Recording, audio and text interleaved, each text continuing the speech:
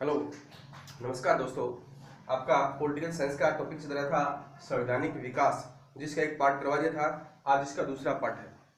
तो दोस्तों देखिए, हमने इसका विकास पढ़ा था कि संवैधानिक विकास की शुरुआत कैसी होती है, और इसका एक एक्ट पढ़ा था 1773 का रेगुलेटिंग एक्ट। इसके बाद देखिए दोस्तों, 1781 का एक्ट ऑफ सेटलमेंट, 1781 का एक्ट ऑफ सेटलमेंट।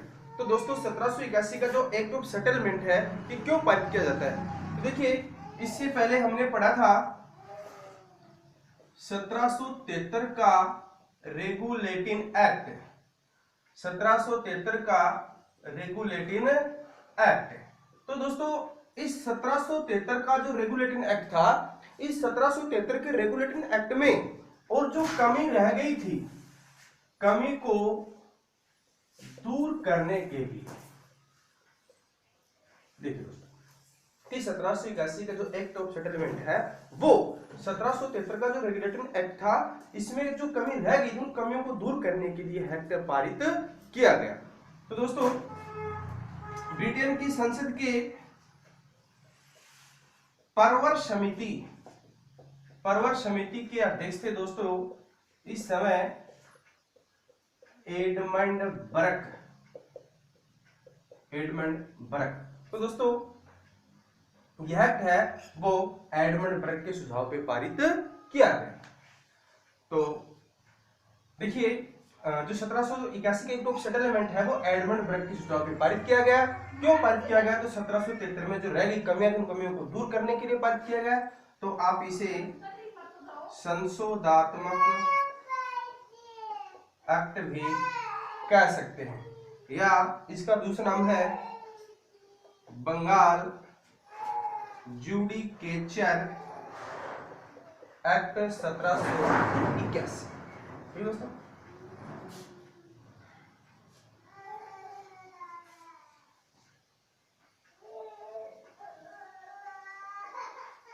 इसके बारे में बताए दोस्तों 1784 का पिट्स इंडिया एक्ट, 1784 का पिट्स इंडिया एक्ट। तो दोस्तों यहाँ पे जो पहला क्वेश्चन बन के आता है आपका, वो यही आता है कि पिट्स इंडिया एक्ट कब का है? तो दोस्तों कब का है? 1784 का। दोस्तों इस समय और जो ब्रिटेन के प्रधानमंत्री हैं, ब्रिटेन के जो पीएम हैं, वो होते हैं दोस्तों लॉर्ड पीट। और जो बंगाल के गवर्नर जनरल होते हैं दोस्तों, वो हैं वारेन हैस्टिंग्स। तो दोस्तों ब्रिटेन के प्रधानमंत्री लॉर्ड पीट और बंगाल के गवर्नर जनरल वारेन हैस्टिंग्स, इन दोनों के सुझाव पे क्या किया गया कि कंपनी के कार्यों को और दोस्तों दो भागों में विभाजित किया, यानी ब्रिटेन के प्रधानमंत्री लॉर्ड पीट और बंगाल के गवर्नर जनरल वारेन हैस्टिंग्स, इन दोनों के सुझाव पे और 1784 का जो पिट्स इंडिया एक्ट है, इसके तहत कंपनी के कार्यों को दो भागों में विभाजित कर दिया। एक तो हो गया दोस्तों बोर्ड ऑफ कंट्रोलर, जो राजनीतिक मामले हेतु था और इनकी सदस्य संख्या थी 6। दूसरा था बोर्ड ऑफ डायरेक्टर, जो व्यापारिक मामले हेतु था और इनकी सदस्य संख्या थी 24। तो दोस्तों इसकी स्थापना तो पहले ही हो चुकी होती है। जो बोर्ड ऑफ डायरेक्टर था, इसकी स्थापना इस एक्ट के तहत 1784 में कहाँ होती है दोस्तों? लंदन में। आपसे सीधा पूछ ले कि बोर्ड ऑफ डायरेक्टर की स्थापना लंदन में कब होती है? तो 1784। देखिए दोस्तों यहाँ पे कंपनी के जो कार्य उनको दो भागों में विभाजित कर दिया, board of controller, board of director. तो दोस्तों 19 का जो अधिनियम, उसमें एक बात पढ़ते हैं कि प्रांतों में द्वैध शासन कब लागू हुआ? तो 1919। केंद्र में द्वैध शासन कब लागू हुआ? तो 1935। तो वैसा ही प्रश्न यहाँ पे आता है। यहाँ पे देखिए ब्रिटिश संसद का, सरकार का शासन नहीं है, ब्रिटिश कंपनी का शासन है। तो इस एक्ट के तहत कंपनी अधीन भारत में दोस्तों द्वैध शासन देखने को मिलता है। कि किस एक्ट के तहत कंपनी अधीन भारत में द्वैध शासन देखने को मिलता है? तो 1784 का ब्रिटिश इंडिया एक्ट।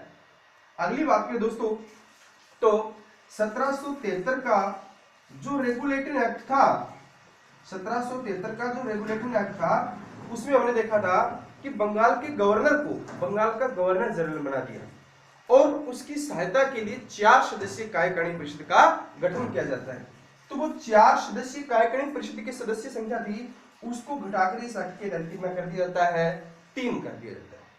इसके बाद में अगला एक्ट आता है दोस्तों आपको 1793 का चार्टर एक्ट। 1793 का चार्टर एक्ट। दोस्तों इसमें एक ही बात है, क्या देखिए कि यहाँ पे इस एक्ट के तहत कंपनी के कार्यों को 2 भागों में बांटा गया है, board of controller, board of director. तो 1793 का जो चार्टर एक्ट था, इसमें क्या कहा गया कि जो बोर्ड ऑफ कंट्रोलर है, जो बोर्ड ऑफ कंट्रोलर है, बोर्ड ऑफ कंट्रोलर, इनके सदस्यों का जो वेतन है वो भारतीय राजस्व से दिया जाएगा।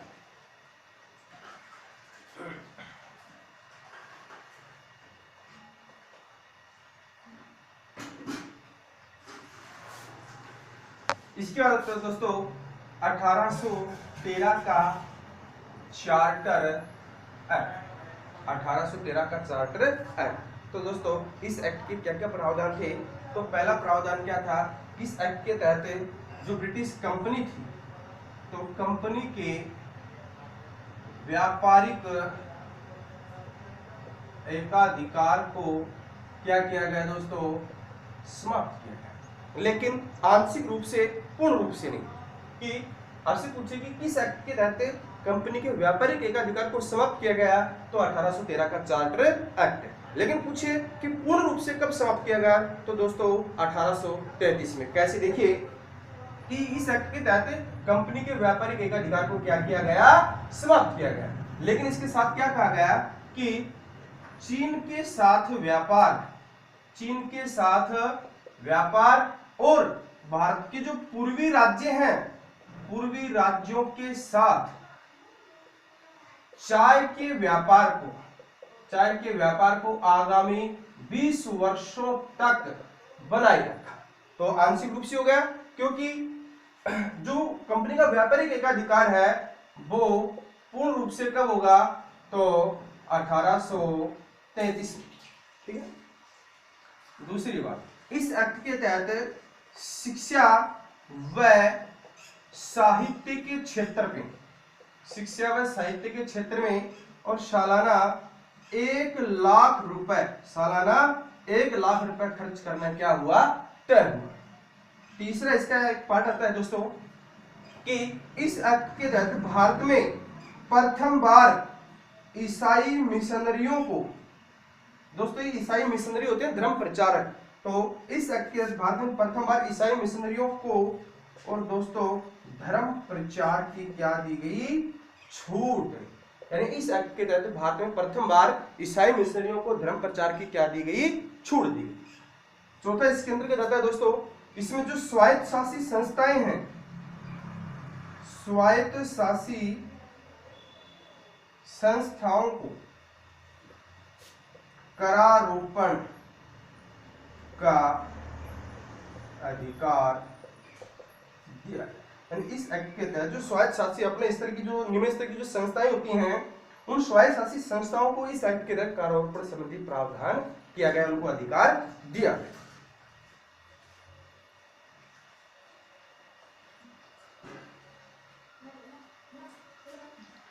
इसके बाद दोस्तों 1833 का चार्टर एक्ट। 1833 का चार्टर। तो दोस्तों 2-3 बातें 1813 की इसी में, क्या कि यहाँ पे जो कंपनी है, कंपनी के व्यापारिक एकाधिकार को पूर्णतः क्या कर दिया दोस्तों? समाप्त। जो 20 वर्षों की शर्त रखी गई थी वो यहाँ पे क्या हो जाती है? समाप्त। तो आपको बताया था कि कंपनी के व्यापारिक एकाधिकार को कब समाप्त किया गया, तो करेंगे दोस्तों 1813, और पूर्ण रूप से कब समाप्त किया गया, पूर्णतः कब समाप्त किया गया, तो दोस्तों 1833। दूसरा, इसमें शिक्षा व साहित्य के क्षेत्र में, शिक्षा व साहित्य के क्षेत्र में सालाना 1 लाख से बढ़ाकर और 10 लाख रुपए खर्च करना तय किया गया। और मुख्य रूप से दोस्तों अंग्रेजी शिक्षा के लिए, मुख्य रूप से कौन सी शिक्षा के लिए दोस्तों, तो अंग्रेजी शिक्षा के लिए। तीसरा है, इस एक्ट के तहत बंगाल के गवर्नर जनरल को, बंगाल के गवर्नर जनरल को दोस्तों संपूर्ण भारत का गवर्नर जनरल बना दिया।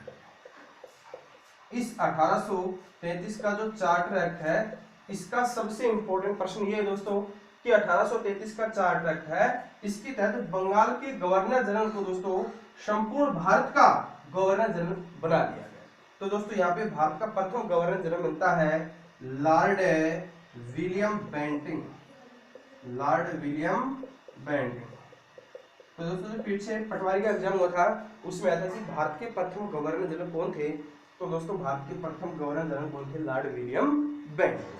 तो दोस्तों देखिए यहाँ पे यानी जो बंगाल का गवर्नर जनरल होता था उसे संपूर्ण भारत का गवर्नर जनरल बना दिया गया। तो यहाँ पे एक प्रश्न और निकल के आता है कि यहाँ पे शासन की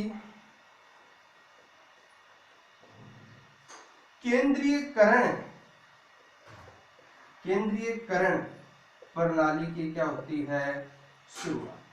दोस्तों जब बंगाल के गवर्नर जनरल को संपूर्ण भारत का गवर्नर जनरल बना दिया गया तो यहाँ पे शासन प्रणाली में किसकी शुरुआत होती है, तो दोस्तों शासन की केंद्रीयकरण प्रणाली की क्या होती है, शुरुआत होती है।